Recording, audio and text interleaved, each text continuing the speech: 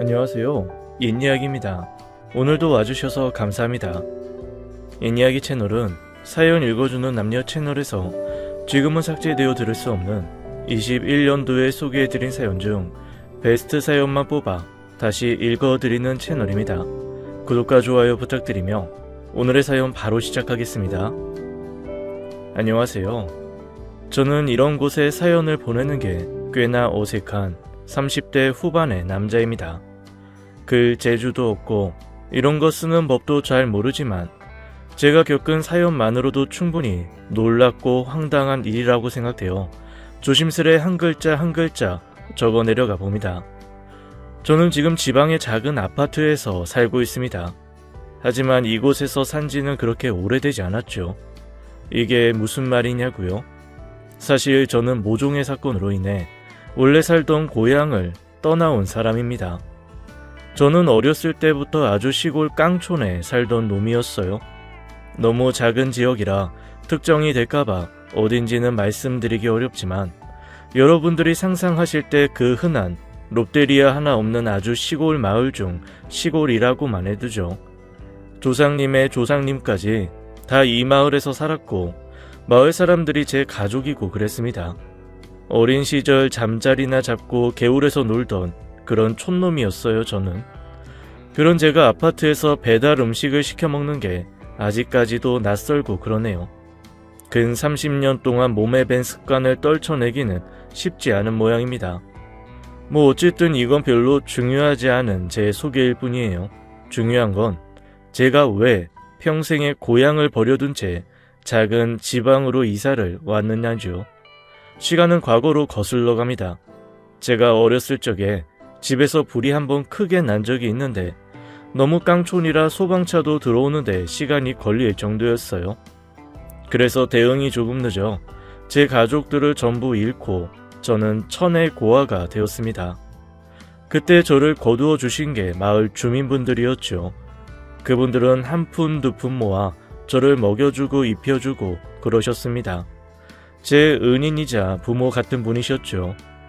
그분들 중에서도 유독 저를 아끼시고 보살펴 주시던 분들이 있었는데 저와 동갑인 아들 성철이를 키우시던 부부였기 때문에 더 그랬던 것 같습니다. 그래서 저희 부모님과도 왕래가 잦았고 아들의 친구고 하니 더 마음을 써주신 것이겠죠. 어쨌든 보온으로 자란 저도 계란 한 판의 나이가 지나자 마을 주민분들은 하나같이 말을 하더군요. 우리 재원이도 얼른 장가 가야지. 여진즉 안 가고 뭐한다냐. 허우대 멀쩡한 놈이. 아직까지 새끼 안 치고 그러는 거 아니요. 어르신들 눈에야 허우대 멀쩡하다 보이겠지만 솔직히 저 키도 작고 못생겼어요. 게다가 이 시골 땅에서 결혼하고 애 낳아줄 여자가 뭐 있겠습니까? 도시로 좀 나가고 그래야 연애도 하고 여자도 생기는 건데요. 마을에 같이 자란 또래 여자애들은 이미 깡촌을 떠나 도시에서 잘 살고 있었습니다. 요즘 젊은이들은 되는 거 하나 없는 깡촌에서 살긴 힘들었겠죠. 그렇게 친구들도 하나 둘씩 떠나기 시작했지만 저는 부모도 없고 떠날 돈도 없었어요. 저는 은연중에 장가도 절 닮은 아이도 포기하고 있었습니다. 어쨌든 어서 장가 가서 아기 낳으라 라는 어르신들의 잔소리 폭격 속에 살던 도중이었어요. 저희 마을은 정말 살던 사람만 있던 곳이어서 다들 안면 트고 지냈습니다.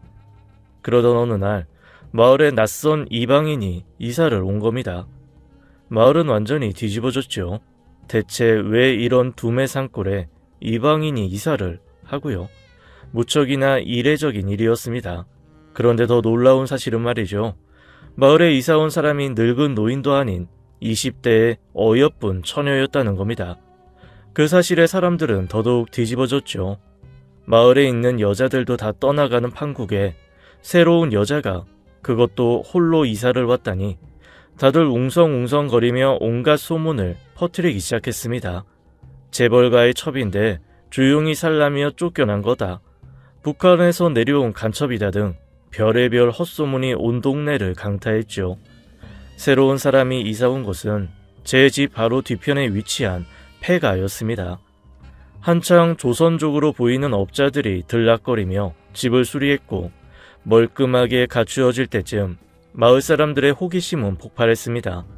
폐가라고는 하지만 사실 그냥 방치된 집이나 다름없었기 때문에 끊겼던 전기를 연결하고 더러운 벽이나 바닥을 정리하는 일 정도면 됐어요.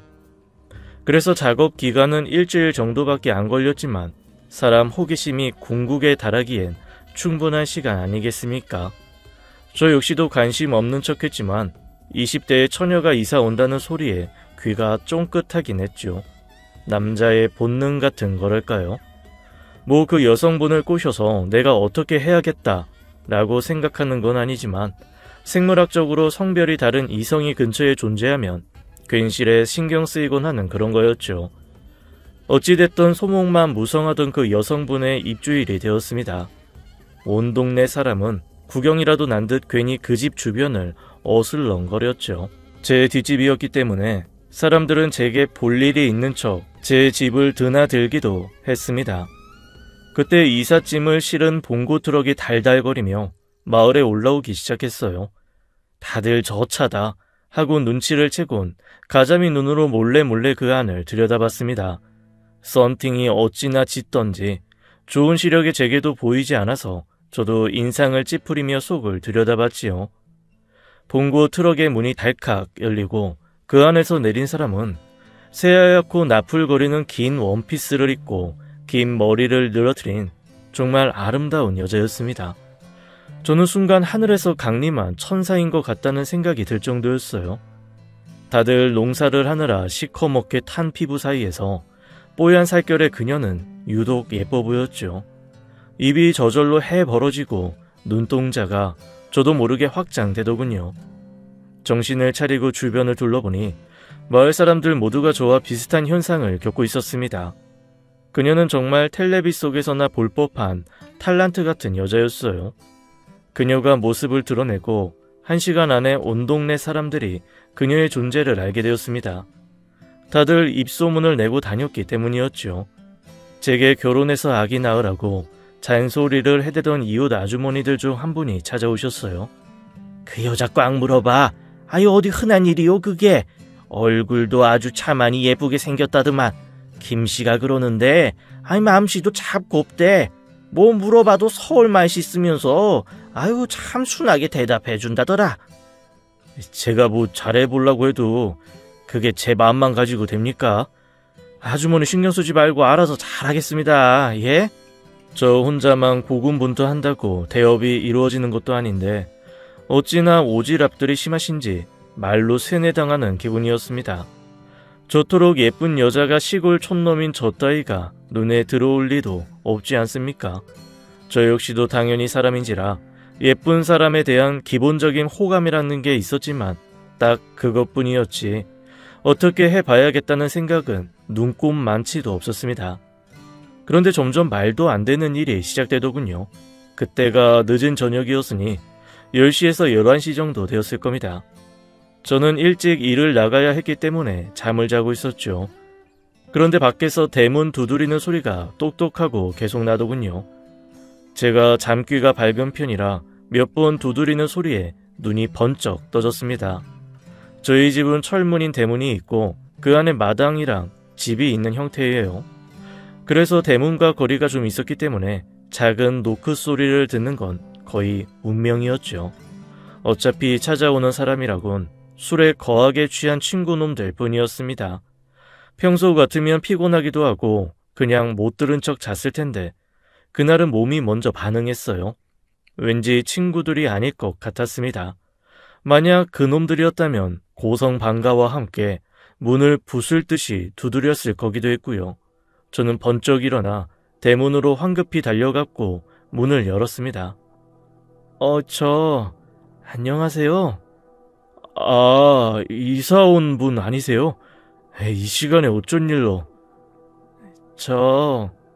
제 눈이 잘못된 건가 싶어서 두 눈을 거칠게 비빌 지경까지 다다랐죠.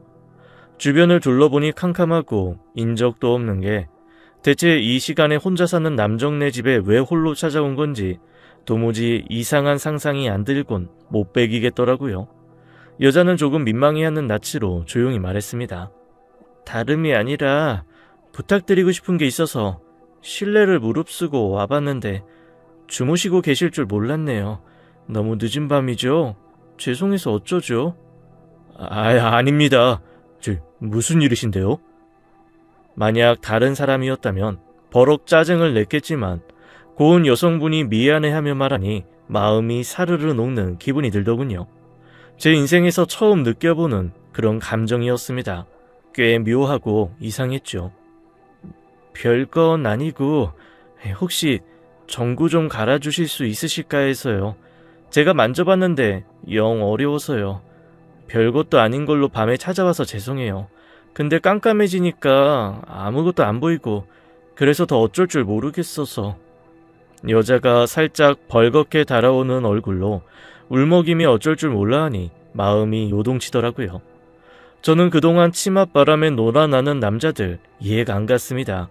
삼국지의 여포를 보면서 혀를 쯧쯧 찼었는데 그날에서야 저는 여포가 이해가더군요. 저는 당장에 졸린 눈을 크게 뜨곤 장비를 몇 개 챙겨 당장 뒷집으로 달려갔습니다. 전구 가는 것쯤은 눈 감고도 뚝딱 하는 일이었기 때문에 저는 금방 고쳐드렸죠. 늦은 밤에 흔쾌히 도와주시고 이거 감사해서 어떡해요. 그래도 재원씨 덕분에 오늘 밤에 편하게 보낼 수 있을 것 같네요. 너무 감사해요. 이 은혜 어떻게 갚아야 할까요? 말씀대로 별것도 아니었는데요. 무슨 은혜까지야. 됐습니다. 제대로 고쳐진 것 같으니 저 이만 가보겠습니다. 이렇게 말하긴 했지만 그때 살짝 후회를 했던 게 좀 더 천천히 고칠 걸 속으로 그렇게 생각하고 있었습니다. 아주 속이 시커맸죠. 하지만 그런 걸 티낼 수는 없는 노릇이니 저는 조용히 돌아가려고 했죠. 그런데 이 여자가 믿기지 않는 소리를 하는 게 아니겠습니까? 혹시 실례가 아니라면 차라도 한 잔 대접해드릴까요? 이대로 보내기엔 제가 너무 몰상식한 사람이 되는 것 같아서요.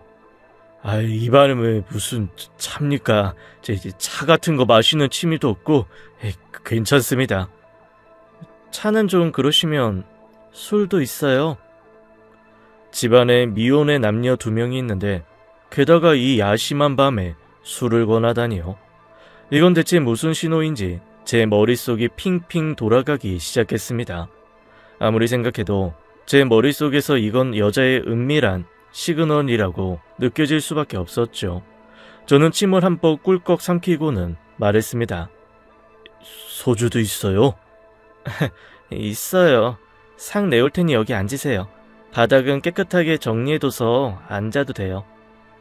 깍쟁이 같은 외모와는 달리 꽤 털털한 스타일이라고 느껴졌습니다. 그렇게 제가 갈아준 전구 밑에 앉아 저희는 꽤 오랜 시간 이야기를 나누었습니다. 이름이 미연이라고요? 이름 참 예쁘다. 나이는 29이면 엄청 어린데 왜 이런 총구석으로 오게 된 거예요? 몸이 좀 급격하게 안 좋아졌어요. 병원에서도 시골 생활을 권하더라고요. 그렇게 알아보다가 이곳이 정말 공기도 좋은 것 같고 무엇보다 전 이런 조그마한 마을에서 옹기종기 모여 사는데 동경도 있었고요. 이런 깡촌을 찾기 어려웠을 텐데 용케도 왔네. 여기 살면서 이방인이 이사 온 경우 처음 봤어. 그래서 좀 놀라기도 했고. 다들 저 보면서 웅성이더라고요. 그런 것 같았어요. 그건 내가 대신 사과할게. 다들 나쁜 뜻은 없고 신기했을 뿐일 거야. 네, 기분 나쁘지 않았어요.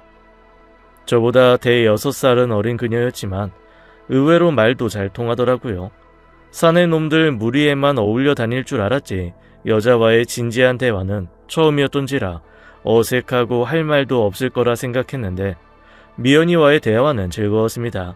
무엇보다 미연이가 사람을 굉장히 편안하게 만들어 주었고 말도 조근조근하고 차분하고 성격이 다정다감한 느낌이 물씬 들었죠.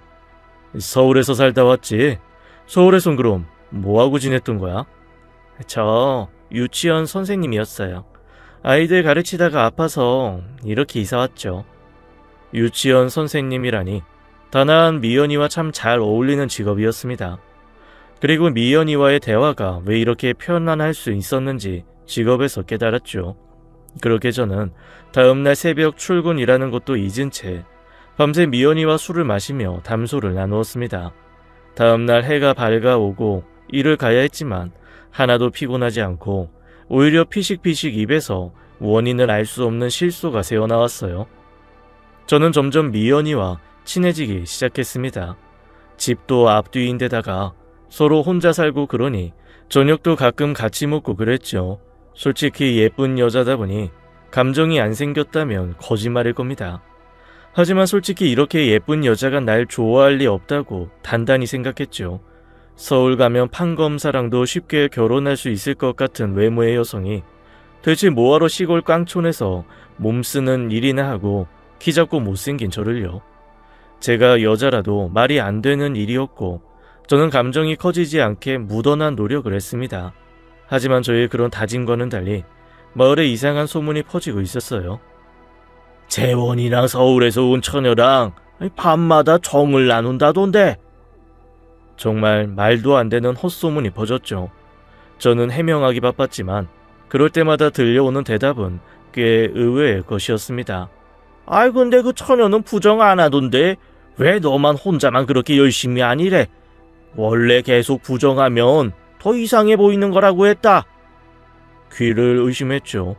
미연이는 이 헛소문에 부정하지 않았다니. 저는 이상한 의심이 들었습니다. 제가 평소에도 좀 의심이 많은 성격이었어요.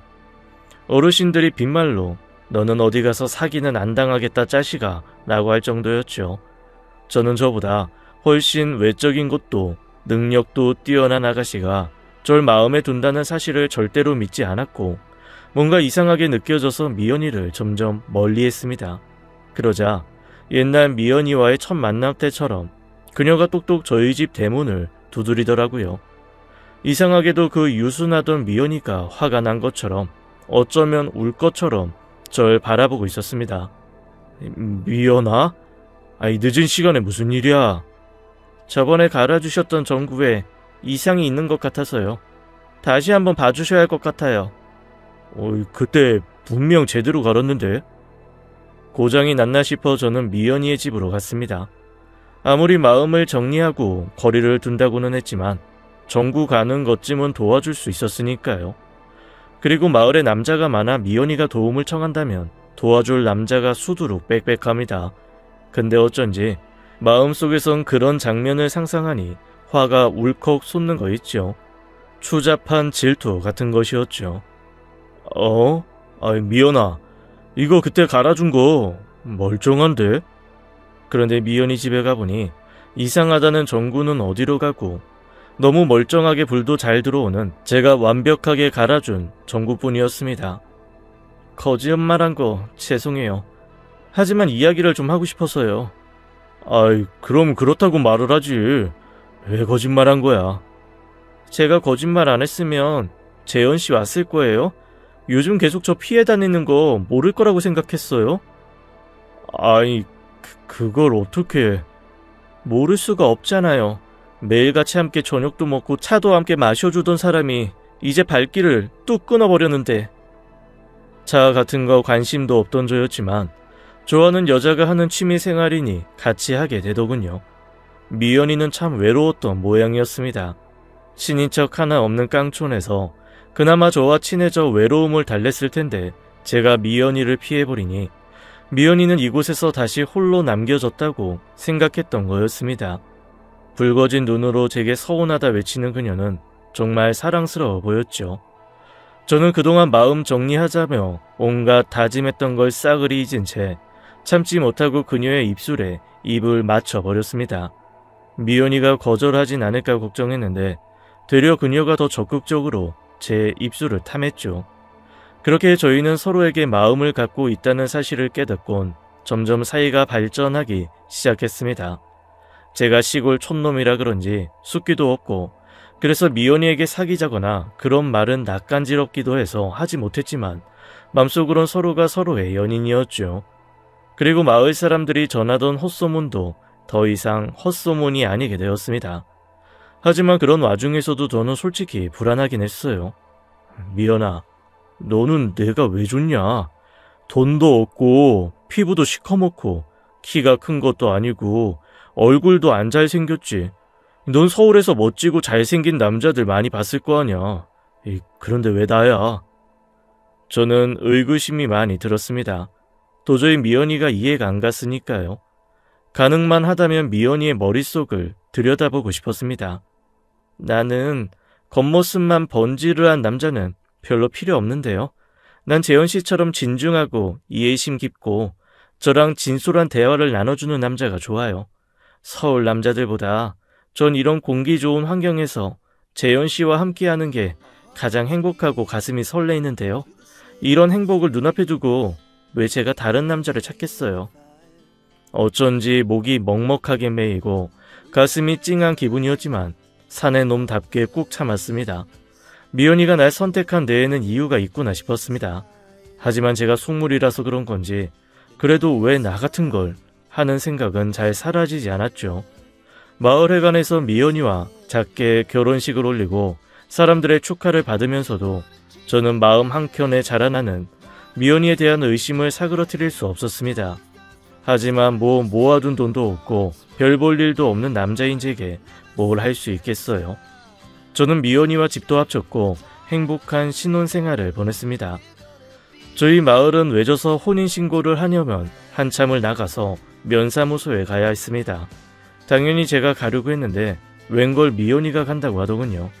재현씨, 내일 일도 가야 하는데 면사무소에 제가 가서 신고할게요.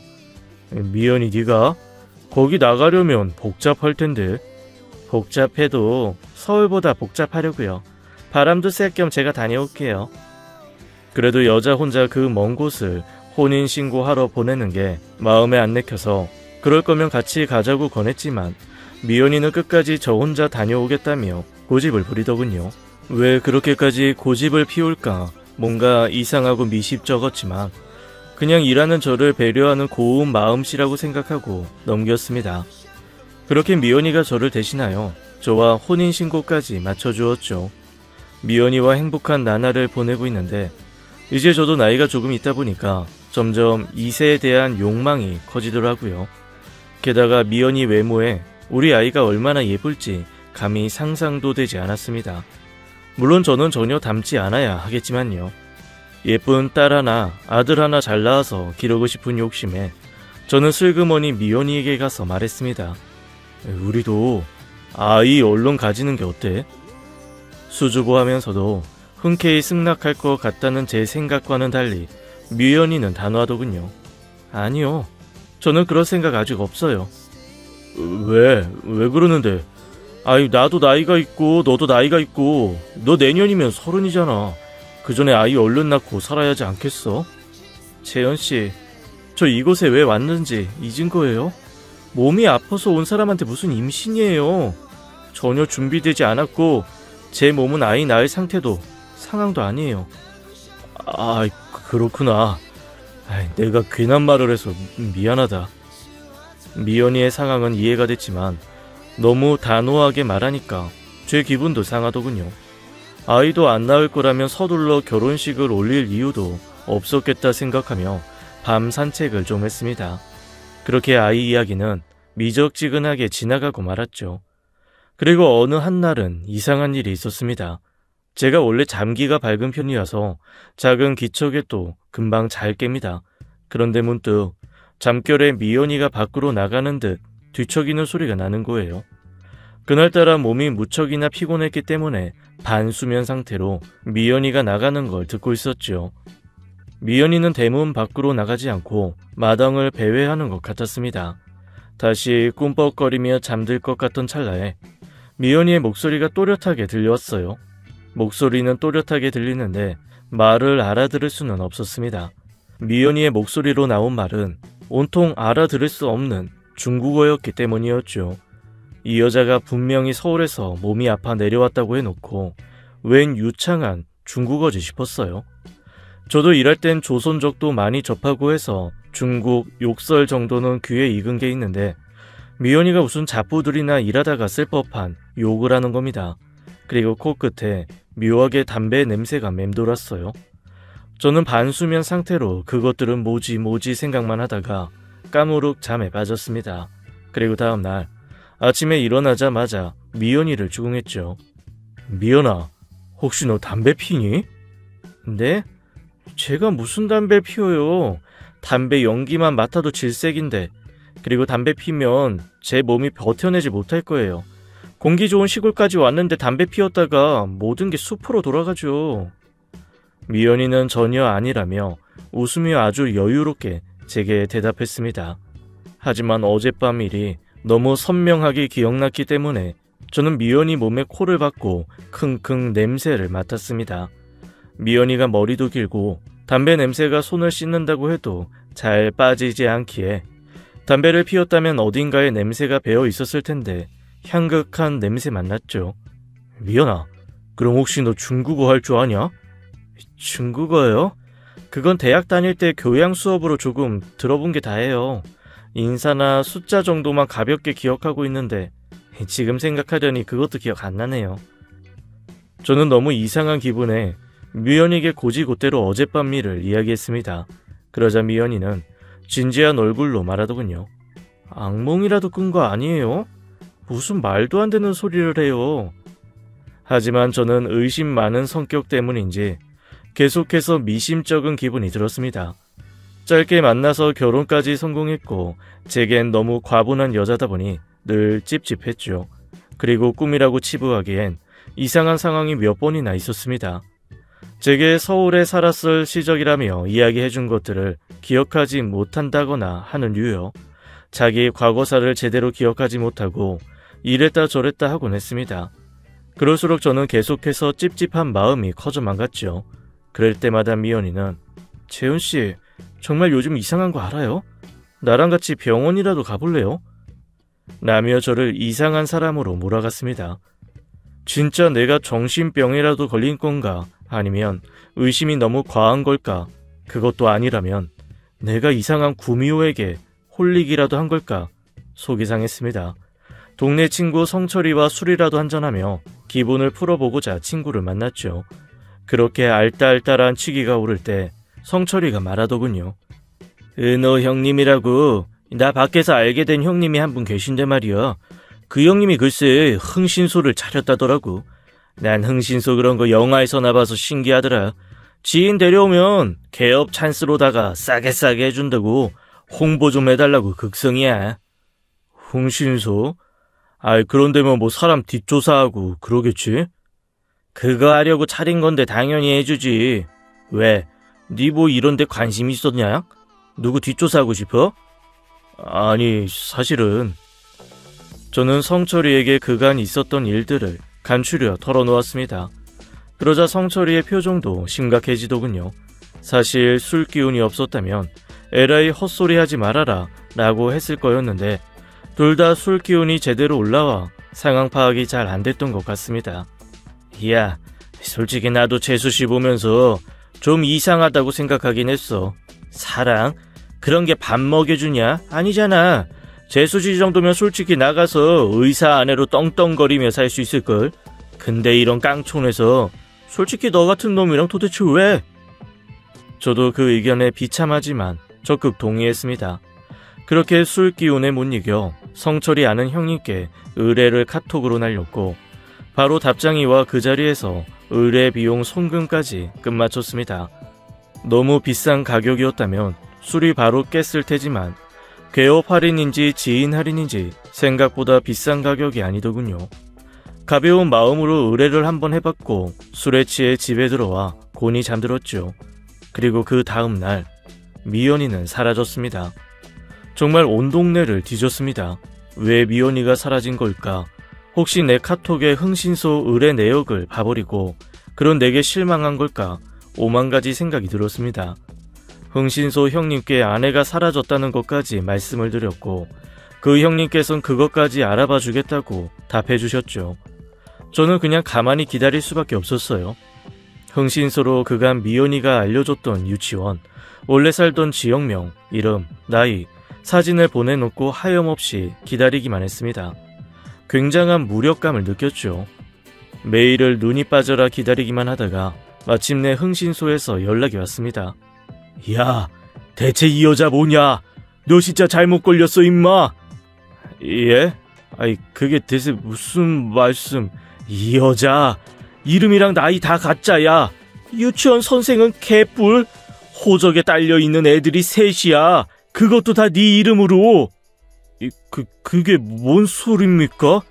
너 얼마 전에 보험도 들었다던데?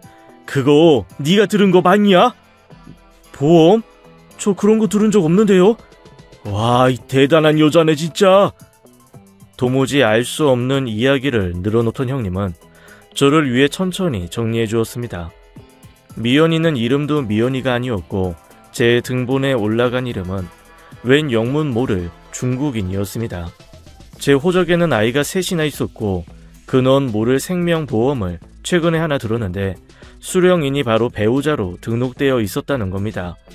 미연이가 저 몰래 제 명의로 보험을 크게 하나 들어뒀더라고요. 그 말을 듣는 순간 등골이 오싹해지는 기분이었습니다. 야, 그리고 이 여자 전과자야. 사기 전과. 너 진짜 조심해라. 조선족인데 너 하나 담그고 보험금 단단히 챙길 목적인 것 같다. 당분간 문단속 잘하고 경찰에 신고해 임마. 저는 일단 흥신소에서 알려준 보험사에 전화를 해봤고 이 모든 게 진실이라는 걸 알게 되었습니다. 알고 싶지 않은 진실을 마주하고 말았던 거죠. 진짜로 보험금 수령자가 배우자로 등록되어 있다는 확답에 저는 대답도 못하고 전화를 뚝 끊어버렸습니다. 저는 그날 이후로 폐인처럼 생활했죠. 그런데 왜 작업을 끝까지 안 치고 홀라당 도망가 버렸던 걸까 며칠을 생각했습니다. 그리고 며칠 뒤였습니다. 한밤중도 아닌 새벽녘 대문을 두드리는 소리가 크게 울렸습니다. 나예요, 재현씨. 나예요. 문 좀 열어줘요. 갑자기 사라졌던 미연이가 돌아온 겁니다. 저는 잠결에 뛰쳐나가 대문을 활짝 열려던 것도 잠시 이 여자가 보험금 목적으로 내게 접근했다는 사실을 떠올리곤 문 앞에서 차가운 목소리로 말했습니다. 어딜 갔다가 이제 나타난 건데 너한테 내 아내 자격이 있는 것 같아? 오해예요. 시장 좀 봐오려다가 괴한에게 납치되어 돌아왔어요. 재현씨, 나 너무 추워요. 얼른 들여보내줘요. 문 좀 열어요. 미연이는 다급한 목소리로 대문을 쾅쾅 소리가 크게 울릴 만큼 흔들었습니다. 저는 거기에 동요하지 않고 대문 틈새로 슬쩍 바깥을 봤죠. 안에 뒤에는 짙은 썬팅이 되어 있는 봉고 트럭이 한 대 주차되어 있었어요. 아내가 이사 올 때 짐을 실었던 그 봉고 트럭이었습니다. 이 모든 건 처음부터 계획되어 있던 사기였던 겁니다. 저는 온몸에 소름이 끼치고 머리털이 쭉 폈었어요. 나 이제 너 같은 여자 필요 없어. 괴한에게 납치? 거짓말도 유분수지. 대체 어딜 돌아다니다가 내게 돌아온 건지 몰라도 너와는 이혼이야. 이미 사무소 가서 이혼 서류 다 준비해왔어. 뭐라고요? 당신이 어떻게 나한테 이럴 수 있어? 미연이는 한참을 밖에서 소리치며 울부짖었고 저는 바로 112에 신고를 했습니다. 신고하는 제 목소리를 들었던 건지 밖에서는 중국 욕설이 계속해서 들리더군요. 미연이 외에도 사람들 인기척이 막 들려서 온몸이 부들부들 떨렸습니다. 저도 겁이 너무 많이 났고 경찰만 하염없이 기다리는 신세가 비참했죠. 경찰이 오길 기다리며 다시금 슬쩍 대문 틈 사이를 보니 천사 같은 미연이가 담배를 뻑뻑 피우며 웬 조선족들과 중국말로 화를 내는 듯 이야기를 하고 있었습니다. 곧이어 사이렌 소리가 들려오기 시작했고 미연이와 일당들은 서둘러 봉고차를 타고 저희 집 앞을 떠났습니다. 미연이는 진짜 괴한들을 데려와 저를 죽이고 보험금을 수령할 목적이었던 거죠. 그 뒤로 경찰 조사도 받았고 여러 가지 일들이 있었습니다. 저는 그 사건이 큰 트라우마가 되어 더 이상 그 집에서 살 수가 없었죠. 그래서 저는 크게 무리를 하여 깡촌에서 벗어나 작은 아파트를 하나 사게 되었습니다. 다 허물어져가는 오래된 아파트였지만 그래도 그 집에선 못 살 것 같더라고요. 영혼까지 끌어모아 극소형 평수의 아파트를 사고 받을 수 있는 온갖 대출을 다 땡겼습니다. 처음에는 정말 힘들었죠. 이자도 갚아야 하고 몸 죽어라 고생했습니다. 그런데 지금 생각하면 잘된 일인 게 아파트 값도 많이 올랐고 깡촌에서 살 때와는 전혀 다른 생활을 누리며 살아가고 있습니다. 그 당시를 떠올리면 정말 무서운 일이었고 지금도 아직 트라우마가 남아있지만 오히려 그 사건이 제 잔잔한 인생에 전화 위복이 되어준 것 같다고 그렇게 위로하며 인생을 살아가고 있습니다. 여러분들도 늘 조심하셨으면 좋겠네요. 지금까지 옛이야기였습니다. 끝까지 함께 해주신 여러분 감사드리며 저희는 다음 사연으로 돌아올게요. 감사합니다.